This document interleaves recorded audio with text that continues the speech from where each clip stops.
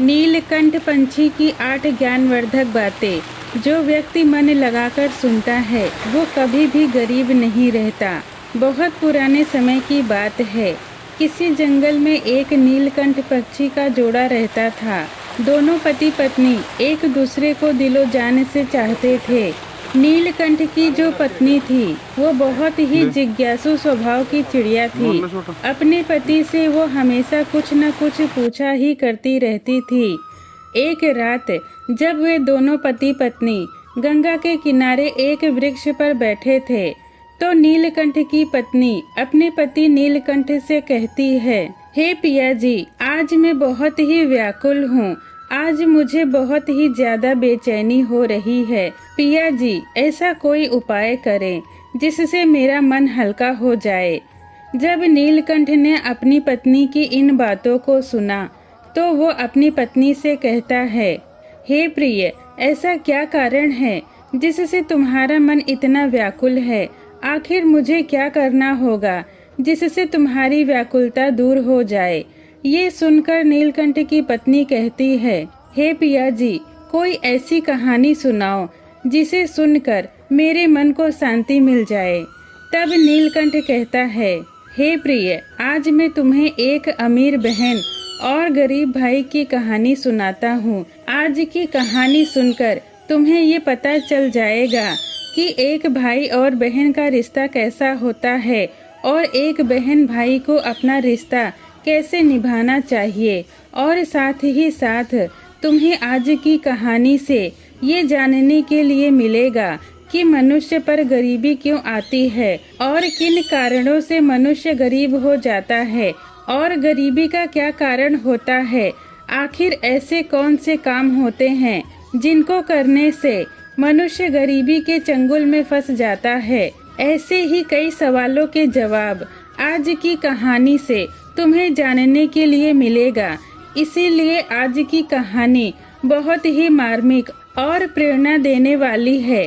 आज की कहानी के माध्यम से तुम्हें ज्ञान की 8 बातें पता चलने वाली है। इन बातों को सुनकर कोई भी मनुष्य बड़ी ही आसानी से अपनी गरीबी दूर कर सकता है। आज की कहानी बहुत ही ज्ञानवर्धक और शिक्षाप्रद है। इसीलिए प्रिय, आज की कहानी तुम बहुत ही ध्यान लगाकर और मन लगाकर सुनना। नीलकंठ की पत्नी कहती है, पिया जी, यदि कहानी इतनी ही अच्छी है तो आप कहानी सुनाना शुरू करें। मैं पूर्ण श्रद्धा से आज की कहानी सुनूंगी और इस कहानी में बताई गई 8 बातों को मैं जरूर ही अमल करूंगी। तब नीलकंठ अपनी पत्नी को कहानी सुनाने लगता है। नीलकंठ कहता है, हे प्रिय, बहुत पुरानी बात है। किसी नगर में एक अमीर किसान रहता था। उस किसान के घर में 2 जुड़वा संतानें जन्म लेती हैं। उन दोनों जुड़वा संतानों में एक पुत्र होता है और एक पुत्री होती है। किसान अपने पुत्र का नाम रोहित रखता है और पुत्री का नाम माया रख देता है। धीरे धीरे रोहित और माया बड़े होने लगते हैं। जब उनकी आयु विवाह के योग्य हो जाती है तब किसान को अपने बच्चों की विवाह की चिंता सताने लगती है। एक दिन किसान किसी काम से अपने पास के शहर में जाता है तो वहां पहुंचकर उसे एक व्यापारी का पुत्र बहुत पसंद आ जाता है और उस व्यापारी के पुत्र के साथ वो किसान अपनी पुत्री माया का विवाह कर देता है। इस प्रकार माया अपने मायके से विदा होकर अपने ससुराल चली जाती है। इधर बेटी को विदा करने के बाद वो किसान अपने बेटे के विवाह के बारे में सोचने लगता है और सोचता है कि मेरी बेटी तो अपने घर द्वार की हो गई, अब मुझे अपने पुत्र का भी विवाह कर देना चाहिए। यदि मेरे पुत्र का विवाह हो गया तो मैं अपना बचा हुआ शेष जीवन अपने बेटे बहू के साथ रहकर आराम से व्यतीत करूंगा। इतनी कहानी सुनाकर नीलकंठ अपनी पत्नी से कहता है, हे प्रिय, ईश्वर की लीला बड़ी ही निराली है। परमात्मा न जाने कब किसे अमीर बना दे और कब किसे गरीब बना दे, इसके बारे में कोई नहीं जानता। उस अमीर किसान के साथ भी कुछ ऐसा ही होता है। एक दिन वो किसान किसी भयानक बीमारी के चपेट में आ जाता है। किसान का बेटा जब अपने पिता को ऐसी हालत में देखता है तो वो बहुत ही दुखी और निराश हो जाता है और वो अपने पिता का अच्छे वैद्य हकीमों से इलाज करवाता है और अपने पिता के लिए महंगी सी महंगी दवाइयाँ लेकर आता है। इस प्रकार अपने पिता का इलाज करवाते करवाते रोहित एकदम से कंगाल हो जाता है, लेकिन फिर भी पिता की हालत में किसी भी प्रकार का सुधार नहीं होता। जब कोई भी दवा उस किसान की बीमारी में कोई भी फर्क नहीं पहुंचाती, तो किसान एक दिन अपने बेटे रोहित को अपने पास बुलाता है और बड़े ही प्यार से समझाता है, बेटा, जब भी कोई समस्या मनुष्य के सामर्थ्य से बाहर हो जाए, जब उसका कोई भी निवारण ना मिले, तो ऐसे समय में उस समस्या को ईश्वर के भरोसे छोड़ देना चाहिए। इसीलिए पुत्र, अब तुम मेरी चिंता छोड़ो और अपने भविष्य के बारे में सोचो। मेरा क्या है, मुझे आज नहीं तो कल इस संसार को छोड़कर जाना ही है। इसीलिए पुत्र, मेरी चिंता छोड़ो और अपना विवाह करके अपनी घर गृहस्थी को आगे बढ़ाओ। अपने पिता के मुख से ऐसी बातें सुनकर रोहित चुप हो गया। आखिर वो बेचारा कर भी क्या सकता था। उसके घर में जो भी जमा पूंजी थी वो तो पहले ही पिता के इलाज में खर्च हो चुकी थी। फिर भी वो कहने लगा, पिताजी, आपको जैसा उचित लगे वैसा आप करिए। उसके बाद वो किसान अपने पुत्र की शादी एक गरीब घर की लड़की से करवा देता है और शादी के कुछ दिन बाद ही उस किसान की मृत्यु हो जाती है। रोहित अपने पिता की मृत्यु के बाद पूरी रीति रिवाज के साथ उसका अंतिम संस्कार करता है। रोहित का घर, खेत खलिहान तो पहले ही पिता के इलाज में बिक चुके थे और जो कुछ जमा पूंजी बची थी वो पिता के अंतिम संस्कार में खत्म हो गई। इस प्रकार रोहित बहुत ही दीन और गरीब हो गया। गरीब होने के बाद रोहित गांव के बाहर एक झोपड़ी बनाकर उसमें अपनी पत्नी सुशीला और बच्चों के साथ रहने लगता है और दूसरों के खेतों में मेहनत मजदूरी करके अपनी पत्नी और बच्चों का पेट पालने लगता है। उधर रोहित की बहन माया, जिसका विवाह एक धनी व्यापारी के साथ हुआ था, उसे जब अपने भाई की स्थिति के बारे में पता चला तो वो अपने भाई से घृणा करने लगी। वो मन में सोचने लगी कि मेरा भाई तो अब बिल्कुल ही कंगाल हो चुका है, उसका घर द्वार बिक चुका है, अब उसके पास एक फूटी कौड़ी भी नहीं बची है। यदि ऐसी हालत में वो मेरे ससुराल आता है तो उसे देखकर मेरी देवरानी और जेठानी मेरा बहुत ही अपमान करेंगी और मजाक उड़ाएंगी कि मेरे पीहर वाले तो बिल्कुल ही कंगाल है। ऐसे में तो मेरी बहुत ही बदनामी होगी। इस कारण से माया अपने भाई से रिश्ता तोड़ देती है। ना तो माया अपने भाई को अपने ससुराल बुलाती है और ना ही कभी अपने भाई के घर जाती है। रोहित को भी ये बात अच्छे से पता थी कि मेरी बहन मुझसे इतना नफरत क्यों करती है, इसीलिए रोहित भी अपनी बहन के ससुराल कभी नहीं जाता। इस तरह से माया अपने ससुराल में बहुत ही आराम से अपना जीवन जीती है। इधर रोहित मेहनत मजदूरी करके अपनी पत्नी सुशीला के साथ गरीबी के दिन काट रहा था। इतनी कहानी सुनाकर नीलकंठ अपनी पत्नी से कहता है, हे प्रिय, जब इस तरह कुछ साल बीत जाते हैं तो माया की लड़की की शादी तय हो जाती है। लेकिन माया ने अपने भाई रोहित को किसी भी प्रकार का कोई निमंत्रण नहीं देती। लेकिन जब रोहित को पता चलता है कि उसकी भांजी की शादी होने वाली है तो रोहित बहुत ही खुश हो जाता है और अपनी पत्नी सुशीला से कहता है कि मेरी भांजी की शादी है, हम सबको माया के ससुराल जाना होगा।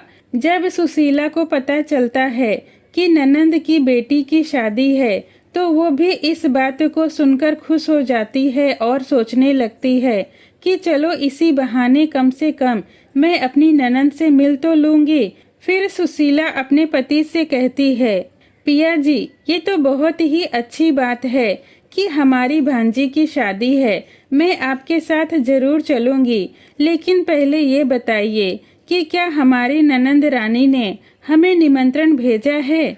अपनी पत्नी की बातें सुनकर रोहित चुप हो जाता है।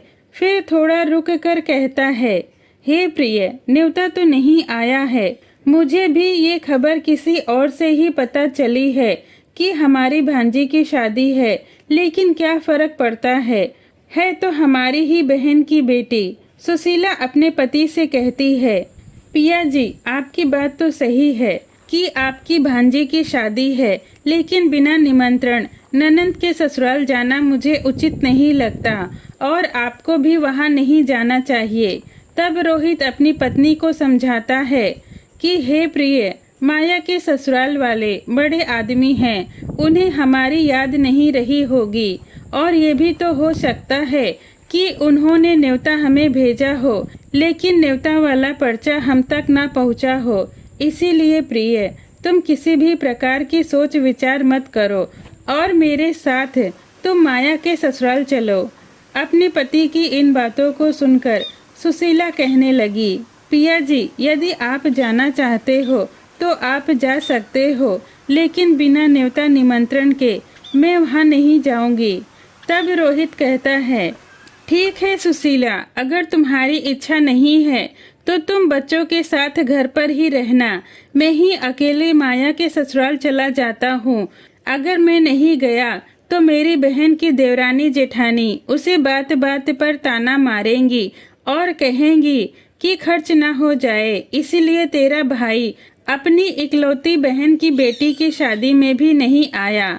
ये कहकर रोहित घर से बाहर चला गया। इतनी कहानी सुनाकर नीलकंठ अपनी पत्नी से कहता है, हे प्रिय, रोहित बहुत ही गरीब और निर्धन था, इसीलिए किसी से पैसे उधार लेकर अपनी बहन और उसकी बेटी के लिए सुंदर सुंदर कपड़े खरीदे और उन कपड़ों को लेकर अपनी बहन के ससुराल चल दिया।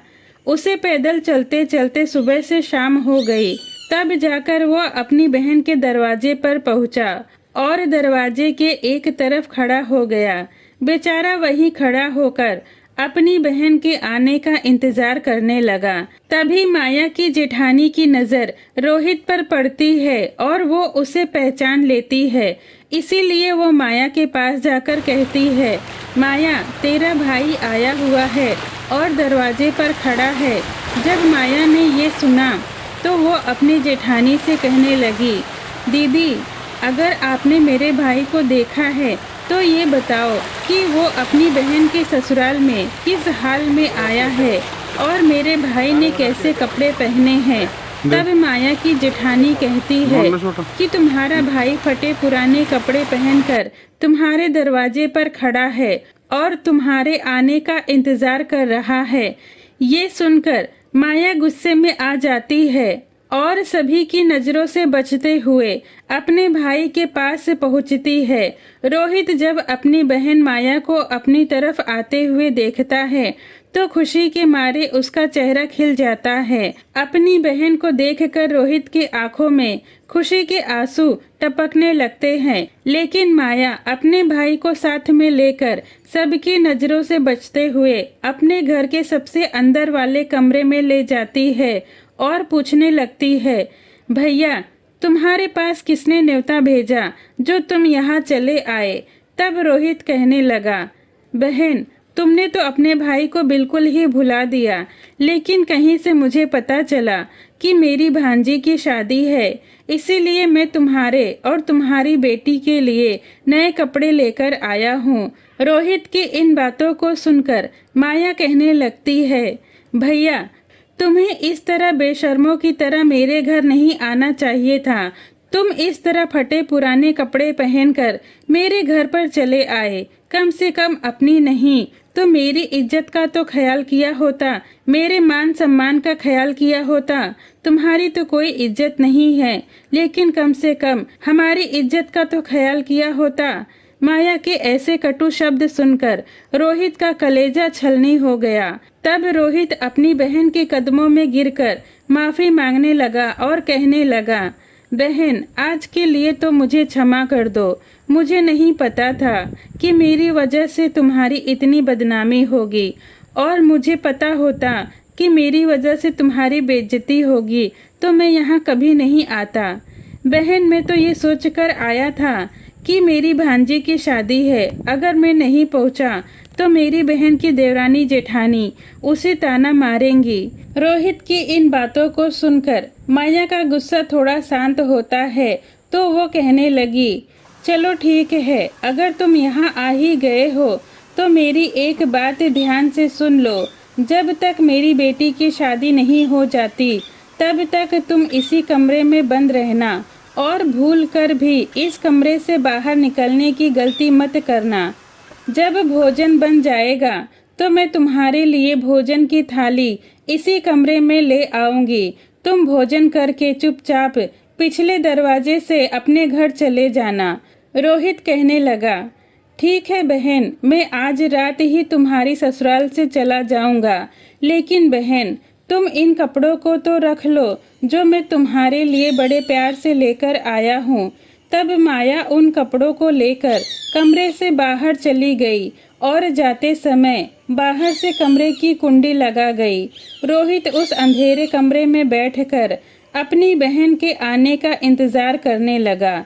इतनी कहानी सुनाकर नीलकंठ चुप हो गया। तब उसकी पत्नी कहती है, हे पिया जी, ये कहानी तो बहुत ही प्यारी है, आगे सुनाओ ना, इस कहानी में आगे क्या होता है। तब नीलकंठ कहानी को आगे बढ़ाते हुए कहता है, हे प्रिय, इधर रोहित उस अंधेरे कमरे में बैठा हुआ अपनी बहन के लौटने का इंतजार करने लगा कि मेरी बहन मेरे लिए भोजन लेकर आती ही होगी। आज तो मुझे भी स्वादिष्ट भोजन खाने के लिए मिलेगा। लेकिन उधर वो निर्मोही बहन अपने भाई को उस कमरे में बंद करके अपने घरेलू कामों में लग जाती है, और शादी के काम में वो इतनी व्यस्त हो जाती है कि उसे याद भी नहीं रहता कि मेरी माँ का जन्मा भाई मेरे यहाँ कमरे में बंद मेरे लौटने का इंतजार कर रहा है।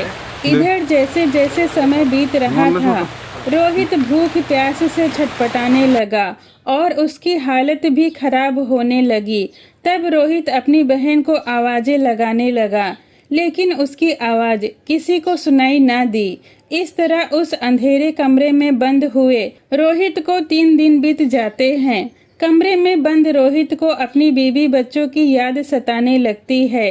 रोहित सोचने लगता है, यदि कोई यहाँ नहीं आया तो इसी कमरे में बंद मैं तो मर ही जाऊंगा। अगर मैं मर गया तो मेरी बीवी बच्चों का क्या होगा? मेरे ना रहने पर मेरे बीवी बच्चों का कैसे पालन होगा? रोहित यही सोचते सोचते बेहोश होने लगा कि तभी किसी काम की वजह से माया की जेठानी उस कमरे के पास से गुजरी। जब रोहित के कानों में माया की जेठानी के पैरों की पायल की आवाज सुनाई दी, तब रोहित अपनी पूरी ताकत लगाकर उस दरवाजे को पीटने लगा। जब माया की जेठानी के कानों में उस दरवाजे के खटखटाने की आवाज आई तो वो दरवाजे को खोलकर देखती है और रोहित को देखकर उससे पूछने लगती है, भैया, तुम्हें इस कमरे में किसने बंद कर दिया? रोहित ने उसकी इस बात का कुछ जवाब नहीं दिया। तब माया की जेठानी उससे दोबारा पूछती है तो रोहित इस बात को छुपा लेता है कि मेरी बहन माया ने ही मुझे इस कमरे में बंद कर दिया था। उसकी जगह वो ये झूठ बोल देता है, मैं इस कमरे में आराम कर रहा था, तभी किसी ने गलती से बाहर से इस कमरे की कुंडी लगा दिया और मैं इस कमरे में बंद होकर अकेले छटपटा रहा था। बहन, अगर आज तुम नहीं आती तो मेरे प्राण पखेरु उड़ जाते। इतना कहकर रोहित घर के पिछले दरवाजे से चुपचाप निकल जाता है और अपने घर की तरफ चल देता है। 3 दिन का भूखा प्यासा बेचारा रोहित जब बहुत दूर तक निकल जाता है तो उसे चक्कर आने लगते हैं। जैसे ही वो चक्कर खाकर गिरने वाला होता है तभी कहीं से एक बूढ़ी माँ आ जाती है और वो बूढ़ी माँ रोहित को गिरने से पहले ही संभाल लेती हैं। थोड़ी देर के बाद जब रोहित को होश आता है तो वो ये देखता है कि वो एक बूढ़ी माँ की गोद में लेटा है और वो बूढ़ी माँ एक पंखा लेकर हवा कर रही है। होश आने के बाद रोहित खड़ा होकर उस बूढ़ी माँ को प्रणाम करता है और कहता है, माँ आप कौन हैं? इतनी कहानी सुनाकर नीलकंठ थोड़ा आराम करता है। फिर थोड़ी देर के बाद कहानी को आगे बढ़ाते हुए अपनी पत्नी से कहता है, सुनो प्रिय, रोहित जिस बूढ़ी माँ की गोद में लेटा हुआ था वो कोई और नहीं साक्षात माँ लक्ष्मी थी, क्योंकि रोहित की पत्नी माँ लक्ष्मी की बहुत बड़ी भक्त थी और वो हमेशा उनकी पूजा किया करती थी और पूर्ण श्रद्धा भाव से उनकी भक्ति करती थी। इसीलिए जब रोहित चक्कर खाकर गिरने वाला था उसी समय देवी माँ प्रकट होकर उसे बचा ली और उसका सर अपने गोद में रख कर उसे सुला ली। जब रोहित को होश आया तो वो देवी माँ को प्रणाम करके अपने घर की तरफ चलने लगा। तब देवी माँ ने उससे पूछा, बेटा तुम कहाँ से आ रहे हो और कहाँ जा रहे हो? तब रोहित बताने लगा, माँ मेरी भांजी की शादी थी, इसी वजह से मैं अपनी बहन के ससुराल गया था और मैं वहीं से आ रहा हूँ और अपने घर जा रहा हूँ। बूढ़ी माँ रोहित से कहती है, बेटा अगर तुम बुरा ना मानो तो मैं तुमसे एक बात पूछना चाहती हूँ। तब रोहित कहता है, माँ पूछो, आप मुझसे क्या पूछना चाहती हो? तब बूढ़ी माँ कहती हैं कि बेटा तुम अपनी बहन के घर से आ रहे हो और जैसा कि तुमने बताया कि वहाँ पर शादी थी, तो तुम लौटकर खाली हाथ कैसे आ रहे हो? क्या तुम्हारी बहन ने तुम्हारी बीबी बच्चों के लिए कुछ भी नहीं दिया? बूढ़ी माँ की इन बातों को सुनकर रोहित की आंखों में आंसू आ गए। तब रोहित ने बूढ़ी माँ से कहा, माँ अब मैं आपसे क्या छुपाऊं? आपने तो मेरी जान बचाई है। और फिर रोहित ने बूढ़ी माँ को पूरी घटना बता दी जो उसके साथ घटी थी। रोहित की पूरी बात सुनने के बाद बूढ़ी माँ कहती हैं, बेटा तुम किसी भी प्रकार की चिंता मत करो, जो हुआ उसे भूल जाओ और यहाँ से कुछ ही दूरी पर मेरा एक बगीचा है। उस बगीचे में अनेकों प्रकार के फल लगे हैं। तुम उस बगीचे में चलकर पहले कुछ फल खाकर अपना पेट भर लो, क्योंकि तुमने 3 दिनों से कुछ भी नहीं खाया है। और जब तुम्हारा पेट भर जाए तो कुछ फल अपनी बीवी बच्चों के लिए भी तोड़ लेना। और जब तुम्हारी पत्नी पूछे कि तुम्हारी बहन ने क्या दिया है तो तुम कहना कि मेरी बहन ने तुम लोगों के लिए ये फल भेजा है। बेटा ऐसा कहने से तुम अपनी बीवी बच्चों के सामने शर्मिंदा होने से बच जाओगे और इससे तुम्हारा मान सम्मान भी बचा रहेगा।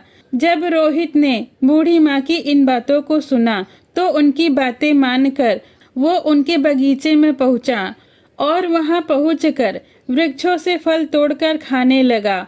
और जब उसका पेट भर गया तो कुछ फल तोड़कर अपने थैले में रख लिया। इसके बाद रोहित उस बूढ़ी माँ से आज्ञा लेकर अपने घर की तरफ जाने लगा। तब वो बूढ़ी माँ रोहित से कहती हैं, बेटा जाने से पहले मेरी 8 बातें सुनते जाओ। ये 8 बातें तुम्हारे जीवन में बहुत काम आने वाली है।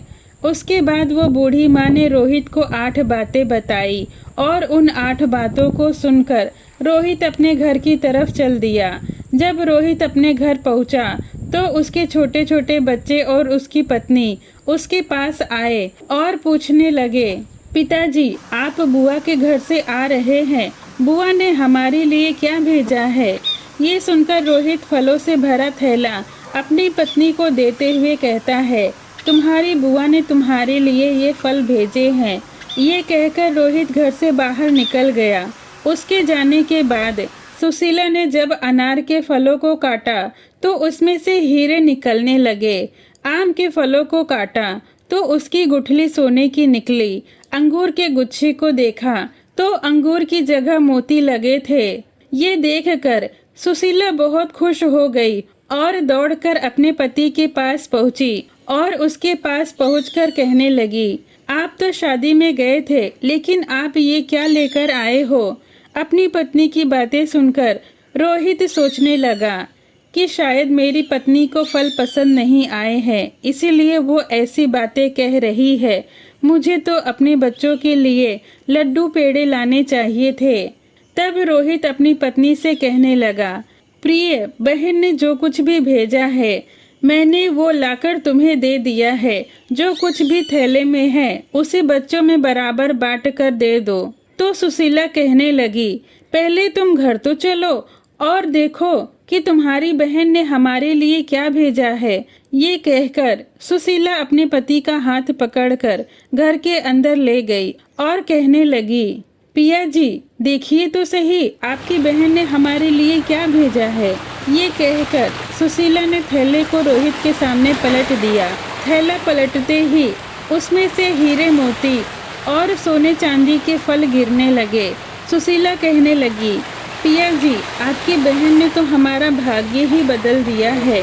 उन्होंने फलों में छुपाकर हीरे मोती भेजे हैं। हीरे मोती के फलों को देखकर रोहित समझ गया कि रास्ते में जो बूढ़ी माँ मिली थी वो कोई साधारण महिला नहीं बल्कि साक्षात माँ लक्ष्मी थी। लेकिन इस बारे में रोहित ने अपनी पत्नी को कुछ नहीं बताया और मन ही मन माँ लक्ष्मी को धन्यवाद देने लगा।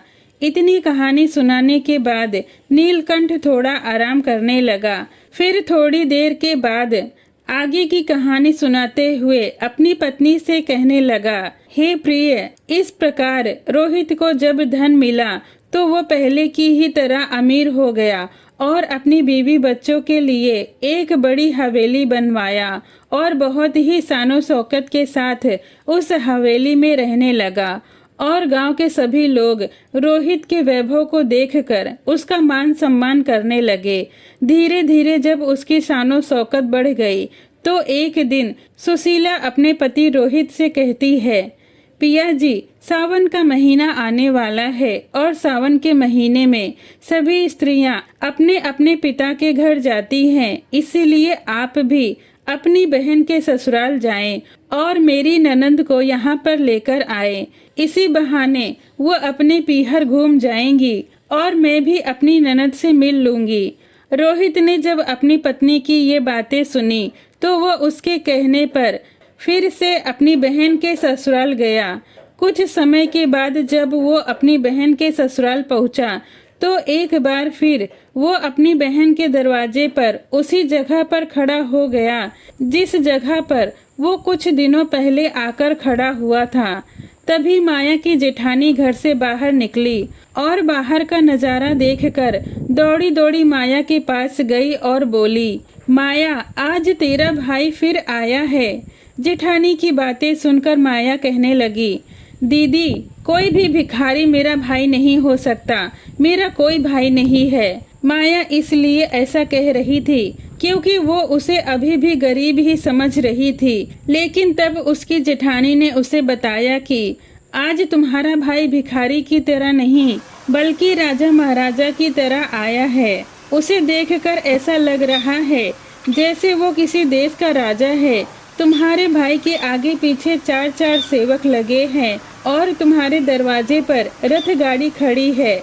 माया ने जब अपनी जेठानी की इन बातों को सुना तो उसे यकीन ही नहीं हुआ और वो सच्चाई जानने के लिए छुप कर देखने लगी। माया ने जैसे ही अपने भाई को देखा तो अपने भाई की ठाट बाट देखकर वो एकदम से चकित रह गई और सोचने लगी कि कल तक तो मेरा भाई बिल्कुल ही भिखारी था, पहनने के लिए फटे पुराने कपड़े थे, फिर एकदम से इनका भाग्य कैसे बदल गया। उसके बाद माया ने अपने भाई के लिए आरती की थाल सजाई और उसकी आरती उतारने लगी। फिर उसके बाद माया ने बड़े ही आदर से अपने भाई को घर में ले गई और कहने लगी, भैया, मुझे क्षमा कर दो, मेरी वजह से आपको बहुत ही तकलीफ उठानी पड़ी है। अपनी बहन की इन बातों को सुनकर रोहित कहने लगा, कोई बात नहीं बहन, उस वक्त मेरे दिन ही कुछ ऐसे थे। तुम्हारी गलतियों के लिए तो मैंने तुम्हें कब का क्षमा कर दिया है। अब तुम इन बातों को छोड़ो और मेरे साथ चलने की तैयारी करो। बहन, मैं तुम्हें लेने के लिए आया हूँ। तुम्हें मेरे साथ मेरे घर चलना है। तुम्हें बुलाने के लिए तुम्हारी भाभी ने मुझे यहाँ भेजा है। ये सुनकर माया खुशी खुशी अपने भाई के घर पर जाने के लिए तैयारी करने लगी और तैयार होकर माया अपने भाई के रथ में बैठ गई। जब माया अपने भाई के घर पर पहुंची तो उसकी शानो शौकत देखकर एकदम दंग रह गई। माया ने देखा कि एक बहुत ही आलीशान हवेली है जिसमें ढेरों नौकर चाकर लगे हैं और अन्य धन के भंडार भरे हैं। ये सब देखकर माया एकदम हैरान रह गई। और उधर रोहित की पत्नी सुशीला अपनी ननद की खूब खातिर बात करने लगी और उसे पलकों पर बिठाकर रखती। सुशीला को तो यही लगता था कि आज जो हमारी ये शानो शौकत है ये मेरी ननद माया की ही वजह से है। अपनी ननद की मदद से ही आज हम यहाँ तक पहुँचे हैं, क्योंकि रोहित ने अपनी पत्नी को ये सच्चाई बताई ही नहीं थी कि ये सब माया की वजह से नहीं बल्कि माँ लक्ष्मी की वजह से मिला है। क्योंकि सुशीला को सच्चाई नहीं पता थी, इसी वजह से वो अपनी ननद की खूब सेवा करती और उसका ख्याल रखती। कुछ दिन बीत जाने के बाद जब रोहित की बहन माया का ससुराल जाने का समय हो गया, तब सुशीला अपने पति से कहती है, पिया जी, कल आपकी बहन अपने ससुराल चली जाएंगी, इसीलिए आप बाजार जाइए और बाजार से उनके लिए कोई अच्छा सा उपहार लेकर आइए। सुशीला की बातों को सुनकर रोहित घर से बाहर चला गया और बाहर जाकर एक मोची की दुकान पर गया और मोची से कहने लगा, मोची भाई, मुझे अपनी बहन के लिए बोलने वाली जूती बनवानी है। क्या तुम मेरी बहन के लिए ऐसी बोलने वाली जूती बना सकते हैं? मोची कहने लगा, सेठ जी, मैं बोलने वाली जूती तो बना सकता हूँ, लेकिन उसके लिए बहुत पैसे खर्च करने पड़ेंगे। तब रोहित कहने लगा, मोची भाई, मैं तुम्हें मुंह मांगे रुपए दूंगा, लेकिन तुम मेरी बहन के लिए एक ऐसी जूती बनाओ कि जब वो पहन कर चले तो वे जूतियां बारी बारी से इन 8 बातों को दोहराए। इसके बाद रोहित ने मोची को ज्ञान की वे 8 बातें बताई, जो बातें बूढ़ी माँ ने रोहित को चलते समय बताई थी। रोहित ने मोची से कहा, हे मोची भाई, अब मैं तुम्हें 8 बातें बताने जा रहा हूँ। रोहित पहली बात बताता है कि बात ज्ञान की है कही, मानो तो ये मत भूल, होती है अज्ञानता निर्धनता की मूल। दूसरी बात, समय भरोसे जो बैठता रहता सदा गरीब, बिना कर्म के बदले नहीं उसका कभी नसीब। तीसरी बात, आलस कर रहता सदा जो परिवर्तनहीन, कर्म फिर करे वही कहे स्वयं को दीन। चौथी बात, नहीं गरीबी से बड़ा है कोई अभिशाप, हासिल करके ज्ञान को करो दूर अभिशाप। पांचवी बात, दोष समय को दो नहीं, बनो नहीं मजबूर, कर्म साधना में जुटो करो गरीबी दूर।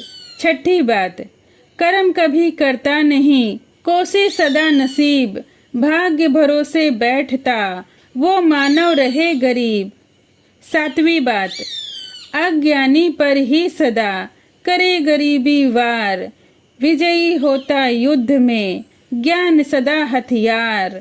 आठवीं और आखिरी बात बताते हुए रोहित कहने लगा, हे मोची भाई, जब मेरी बहन अपना 8वां कदम रखे तो वे जूतियां बस यही बात बोले, पैसों के बाजार में बदल गई तहजीब, धन दौलत से जुड़ रहे रिश्ते हुए गरीब। फिर रोहित ने मोची से कहा, हे मोची भाई, मुझे ऐसी 8 बातें बोलने वाली जूतियां अपनी बहन के लिए बनवानी है। तुम ऐसी 8 बातें बोलने वाली जूतियां आज ही बनाकर दे दो। जब मेरी बहन उन जूतियों को पहनकर चलेगी और ये 8 बातें सुनेगी तो उसे अपनी गलती का एहसास होगा कि मुझे पैसों के घमंड में आकर अपने भाई का अपमान नहीं करना चाहिए था। तब नीलकंठ अपनी पत्नी से कहता है कि हे प्रिय, इस प्रकार रोहित अपनी बहन के लिए मोची से हीरे मोती जड़ित सोने की जूतियां बनवाया और उन जूतियों को लेकर उपहार के रूप में अपनी बहन को दे दिया। हीरे मोती जड़ित जूतियों को देखकर माया का चेहरा एकदम खिल गया। उसके बाद वो अपने भाई से विदा लेकर अपने ससुराल चली गई। जब माया अपने ससुराल पहुंची तो उसकी देवरानी जेठानी उससे पूछने लगी, माया, तुम अपने भाई के घर से आई हो, तुम्हारे भाई ने तुम्हें उपहार में क्या दिया है? तो माया ने अपनी देवरानी जेठानी और सास ससुर को अपने भाई द्वारा दी हुई सोने की जूतियां दिखाई और कहने लगी, देखो मेरे भाई ने मुझे हीरे मोती जड़ित ये सोने की जूती दी है। तब माया ने उन जूतियों को पहनकर अपने देवरानी जेठानी को दिखाने लगी। जैसे ही माया ने उन जूतियों को पहनकर चलने लगी तो वे जूतियां कहने लगी कि पैसों के बाजार में बदल गई तहजीब, धन दौलत से जुड़ रहे रिश्ते हुए गरीब। जब माया ने इन बातों को सुना तो उसका सर शर्म से झुक गया और माया अपने भाई को याद करके एकदम से रोने लगी। तब उसकी देवरानी जेठानी ने उससे पूछा, माया, क्या हुआ? तुम अचानक से क्यों रोने लगी? तब माया ने अपनी देवरानी जेठानी को बताया कि दीदी, मैंने पैसों के घमंड में आकर अपने भाई का कितना अपमान किया, उसे कितना भला बुरा कहा। मैंने अपने भाई को एक गिलास पानी भी नहीं दिया। इसके बाद भी मेरे भाई ने देखो कितनी कीमती जूतियां बनवाकर मुझे दी है। अब मुझे अपने आप से घृणा हो रही है। अब मैं जीना नहीं चाहती हूँ।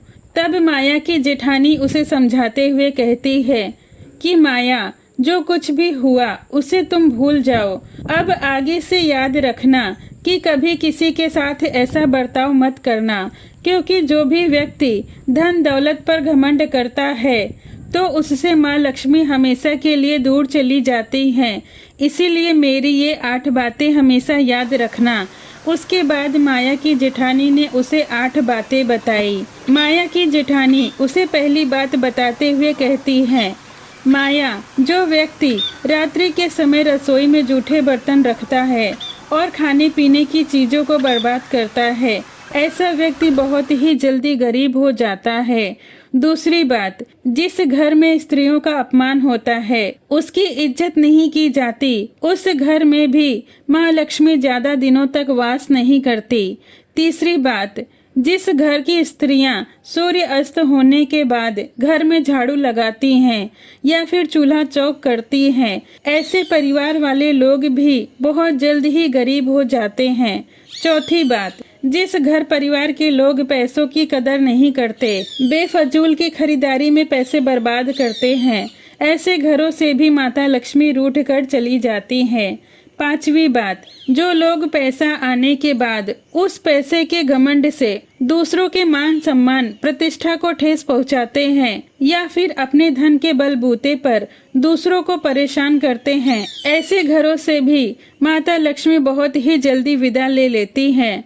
छठी बात, जिस घर के लोग अपने कर्तव्य का पालन नहीं करते, जो नियमित नहीं रहते, अर्थात अपने कार्यों को कल पर टालते हैं, ऐसे घरों से भी माता रूठ कर दूर चली जाती हैं। सातवीं बात, जिस घर परिवार के लोग अपने से बड़े लोगों की इज्जत नहीं करते, अपने से बड़ों का कहना नहीं मानते या फिर उन्हें कटु शब्द कहते हैं, ऐसे लोगों को भी गरीबी का सामना करना पड़ता है।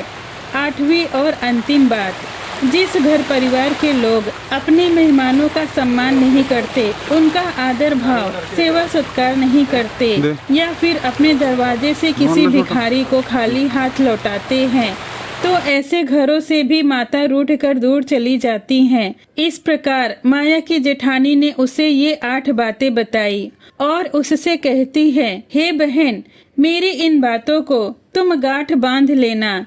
इधर नीलकंठ अपनी पत्नी से कहता है, हे प्रिय, माया उन जूतियों की बातें सुनकर और अपनी जेठानी की बातें सुनकर एकदम बदल गई। उसे समझ आ गया कि धन दौलत तो आनी जानी है, धन दौलत पर घमंड नहीं करना चाहिए। ईश्वर न जाने कब किसे अमीर बना दे और कब किसे गरीब बना दे, इस बात का किसी को पता नहीं चलता। उसकी समझ में ये भी आ गया कि पैसों के घमंड में आकर कभी भी किसी का अपमान या अनादर नहीं करना चाहिए।